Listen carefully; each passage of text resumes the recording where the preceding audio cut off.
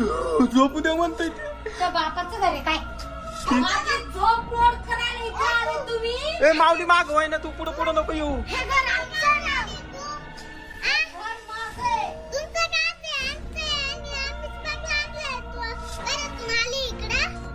मला झोपू द्या. हा, झोपू द्या. आडळे येठुळे कुठे तिकडे? तेव्हा नको कशी करू आली. तुम्ही मला झोपू देत नाही तर काय करशील ना? तुझी झोप नाही झाली का तू?